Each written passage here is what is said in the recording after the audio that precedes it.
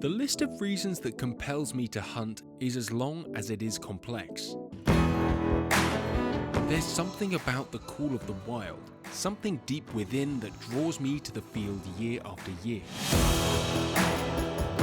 More than anything, it's the pursuit. The days spent working through covers and clambering through woods. Whoa. We're down. The chill of the morning air on your skin and the faint prayer in the back of your mind that a bird will rise with every step. Although for us bird hunters, it's not just about the shot.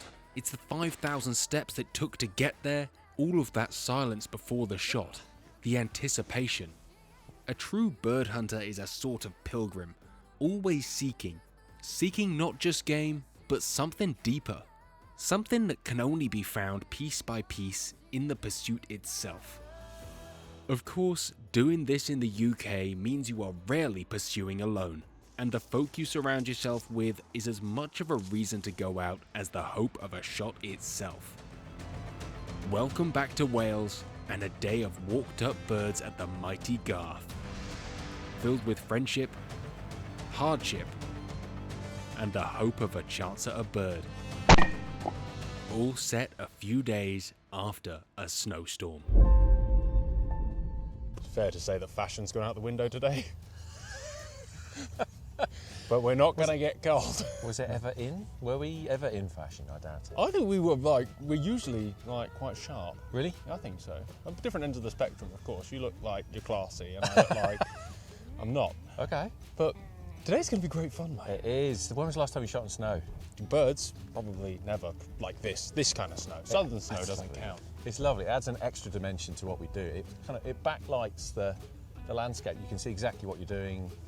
You can see in this sort of vista, you can see for miles and just see every contour, and it's brilliant. The birds should stick out like a sore thumb flying across the top of it, which should be a little bit better than last year when we were here, which was an amazing day. That was great fun. It was one of my favourite days shooting of all time, that really was. So we're back in to try and recreate that. It was brilliant. Yeah, he's not going to drag us up the tops because there is like a risk to life. Yeah, only you will be head above that kind of snow drift up there. The rest of us will be 2 foot under it. I mean, nearly the full team's over 6 foot though, so that's something. Look, a bit nervous, I guess. Okay. It's going to be great fun. It really is. As long as we all come back, isn't it do always, a head count. Is the toughest thing is going back to somewhere you had such a good day? It is. It can be. You can end up comparing and contrasting, but you've got to stay in the moment. Any day shooting, you've got to be in the moment, enjoy every shot for what it gives you, and just, try and be present at what you're doing and just completely devote yourself to it. That is wise words. Let's grab some guns and see if we can at least put something on the deck. We're going to start down the back before heading to the mountains. Given that hunting all day on those mountains posed quite a serious risk to our safety, Connor had changed up the plan to start us down in the valleys, where hopefully the slightly shallower snow and running water would have drawn in a few birds.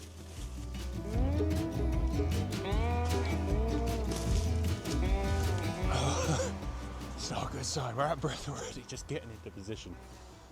The snow down here in the valley with all this young growth has made this quite difficult going. But the plan is we walk this belt up, which will actually take us back to the meeting point, which is good. You all walk too many layers, I don't know about you, but you look about right.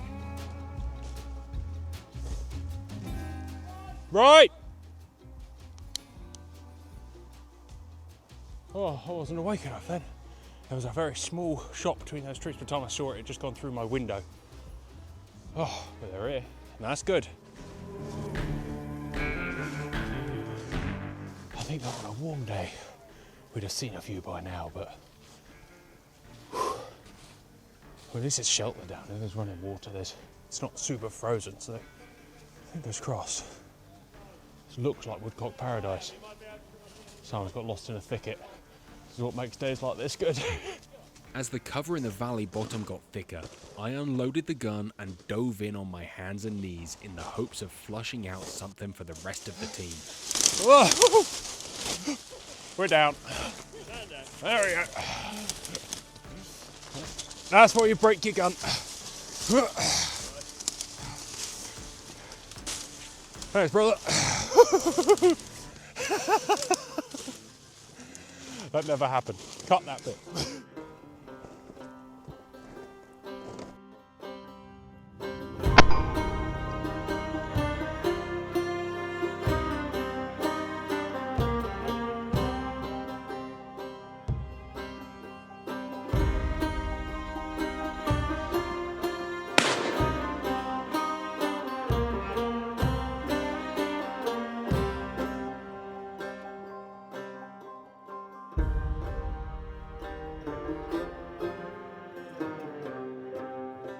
So Connor's going to push this bit out, Johnny's the other side, and I'm going to be this side, and we'll see what happens. We just have to check our barrels, because the snow here, moving through that cover, if you plug your barrels with snow, you've got to keep checking, just in case you have, because if you do and you fire a shot, the best you can hope for is a bulged barrel, the worst is a split barrel that blows out the side. It's very, very dangerous.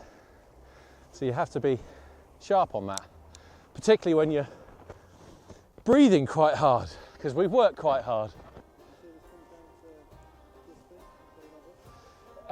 You have to have a bit of experience, but I mean, this is where you learn how to make these decisions, is coming out here on days like this. But don't be put off if you're new to it. Coming out on here, yeah, it takes a little bit of extra thought, but actually that's a good thing, because your senses are alive, your decision making is key and tuned, and you make your own luck. You keep looking around, keep aware of yourself, keep aware of what other people are doing all the time.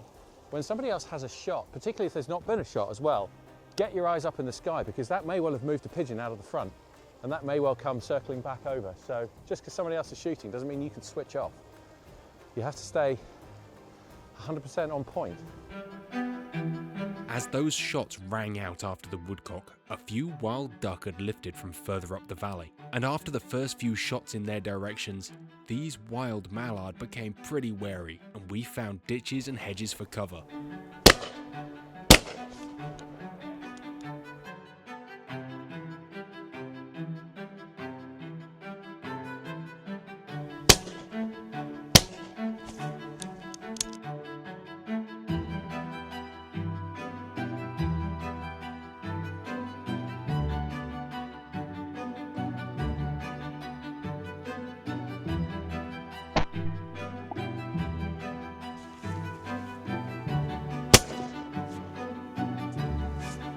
It's very efficient to wear a belt. I mean, as much as I do think it's somewhat plonkerish, borrowing that one off of Simon last year, it's super handy. I've got easy cartridge selection, steel, 32.5s, 28.6.5s, 26.5s in the wood.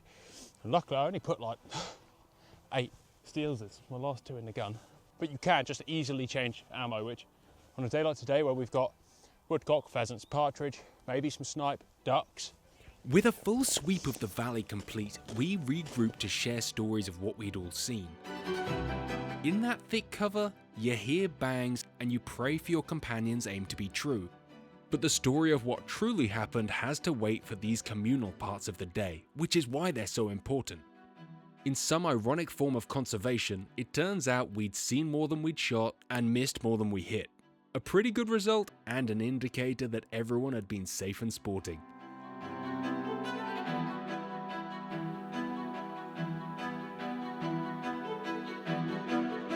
After a quick first 11s, we loaded into vehicles and headed to the Garth.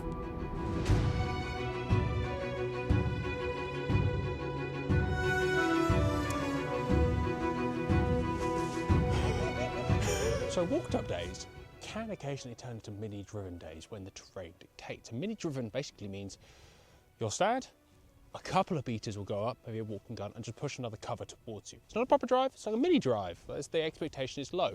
But this one is on the left-hand edge of a drive called Nick the Ticks that we shot as the first drive when we were here last time. Connor, the keeper, has said that when he walks through this, birds flick back out of the edge and end up in this wood. So the plan is he's going to go knock that out.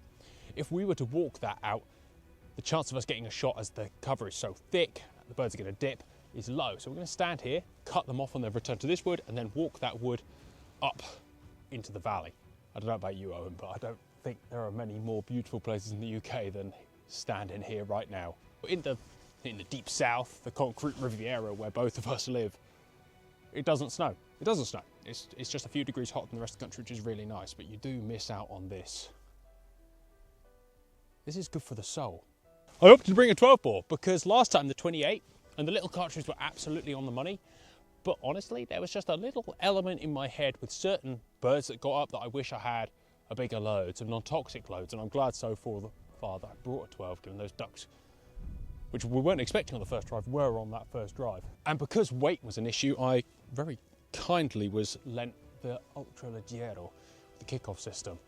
Light guns kick, that's physics. And when I first reviewed this, as most people did, we did it on clay grounds, and honestly, the lightweight 12 bore was not like pleasant to shoot because it kicks. I remember my hunting godfather once, when I was 19, Hungarian hunting godfather, telling me, after I complained that a 308 kicked a bit, that it hurts an awful lot more on the other end. And I think when you're actually hunting, you don't really care about the recoil half as much, right? And so far, I've shot 8 shots through it, and to be fair, like I said, when your blood's up and you're worried more about actually hitting a bird, it doesn't much matter. It really doesn't much matter. Plus, if I was carrying my big heavy standard clay gun I use for shooting game birds on driven days, I don't think I'd have made it out of that first valley alive. That was pretty intense. I sent Owen away at one point because it was just maybe a bit too revealing as I was huffing and puffing and almost dying of some kind of heart attack going through the woods.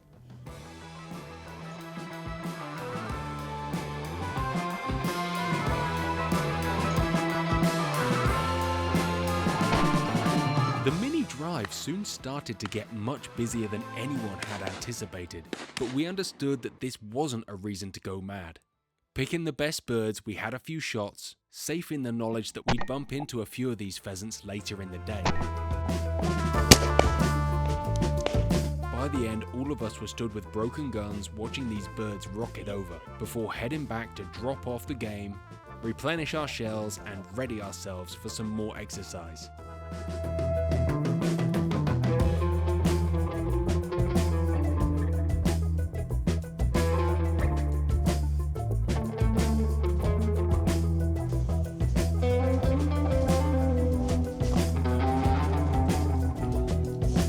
Straight line, forwards, back. Perfect. And just like that, we're back to walking these woods. Pheasant forward. We just pushed some pheasants into here, so it could get busy. Let's go. Nicely shot, Simon. You'll have noticed a bit of shouting. On a day when you're staring at your feet, trying not to stack it into yet another ditch, helping friends out with a friendly shout will hopefully snap them into the zone. Birds in this environment don't give you a lot of time for a shot, so the teamwork here is pretty essential to help maximize opportunities. You gotta be super safe on days like this. Every obstacle, break the gun, cartridges out, jump over the obstacle, reload. Doesn't matter if something comes in the meantime, right? It's about making sure you don't hurt yourself or other people. Oh, woodcock! Oh, woodcock! It couldn't have happened at a worse time. Oh no! Done my safe deed for the day. Missed the perfect woodcock opportunity for being safe. Now is action stations. Presumably, he's probably pitched at the end of the wood, which means we might get another chance. Let's see how it goes.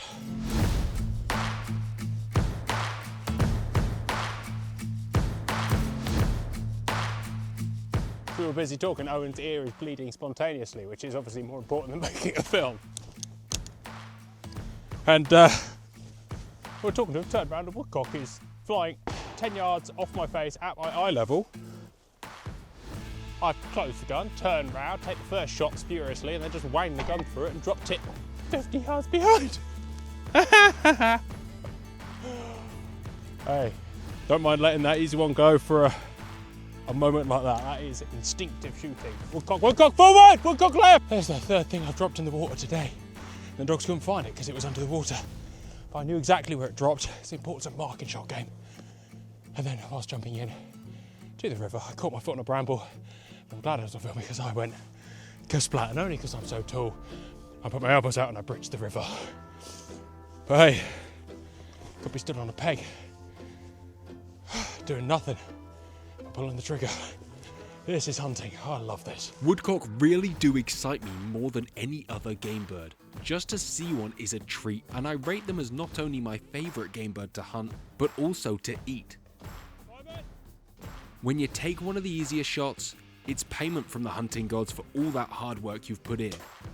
But when you connect with one of those once-in-a-lifetime shots, it's something to remember forever.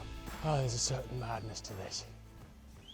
My heart's pumping from stumbling around this harsh countryside.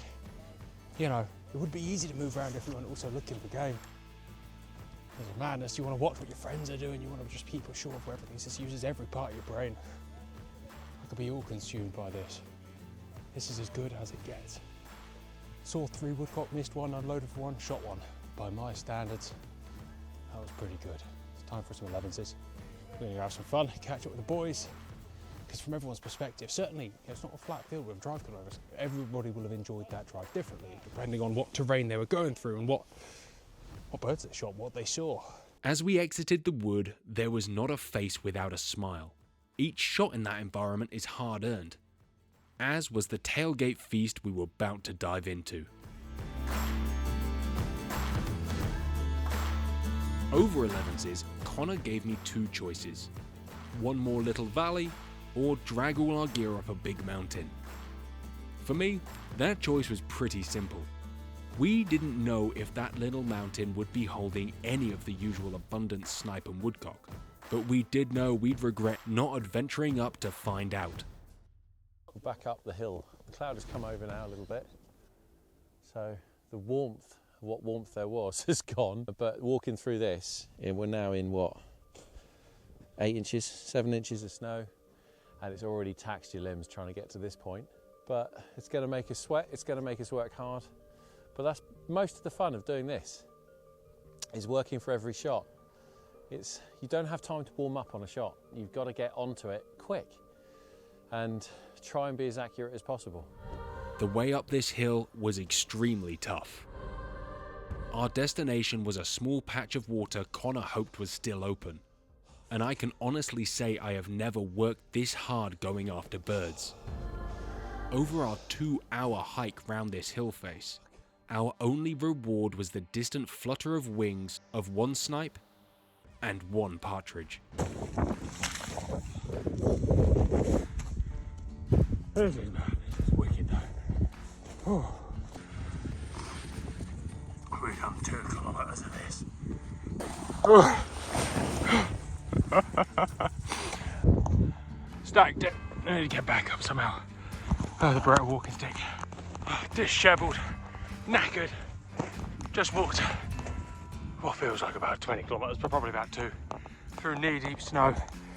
I've been stacked a couple of times, falling in snowdrifts. I feel sorry for this gun. I've emptied it and used it as a stick to pick me up out of the snow a couple of times. But that's what hunting is about. That's what you need, a good hard gun for. We've got about 50 metres left to go. Maybe 100 metres left to go before we hit the track. What's the behaviour of birds in snow this deep? Well, they will go to lower ground if they can, if there's stuff to go to. There's footage last season of grouse pouring off the hills in Scotland in heavy weather like this, because there was just nothing for them to go at, so they just flew in huge coveys down the glens. But game birds like an easy life. They like to be close to food and open water because they need to eat and they need to drink. In the modern world, the meat aspect of bird hunting is no longer the sole driver. As I said, the list of reasons I hunt is long and complex, but pretty close to the top is making memories, exploring beautiful places, putting myself and my gear through hardship, and getting to know my friends even better along the way. This trip had all of those in spades.